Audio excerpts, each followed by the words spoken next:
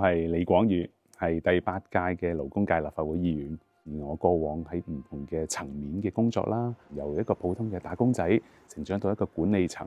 嚇，咁亦都從過唔同嘅行業，有工程、金融甚至創科嘅行業。我做過唔同行業、跨界別、跨階層嘅一個嘅經驗啦，利用呢個議會嘅平台啦，喺政府嘅政策上，喺好多唔同嘅法案嘅倡議上，我幫政府可以諗好更好嘅方案，令到一啲新嘅法案去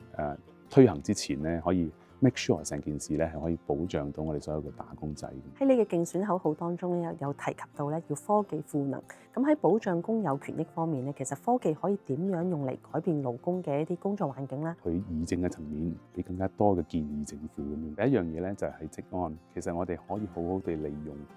科技，點樣可以令到我哋打工仔可以喺佢工作嘅環境減少一啲比較危險嘅一啲嘅工作嘅機會。咁第二樣咧就係喺培訓方面啦，點樣可以利用翻 AI 呢啲科技去幫到我哋嘅打工仔？你會點樣去確保本地基層勞工嘅飯碗呢？啲工種嘅轉變咧，呢個係成個經濟架構一個發展嘅一個趨向。有啲工作消失咗，亦都會有啲新嘅工種出咗嚟。希望可以喺政府方面攞到更加多嘅資源，去幫到呢一批在職嘅人士。新嘅經濟環境底下啦，佢哋可以懂得點樣去用一啲新嘅技術去投入呢個職場，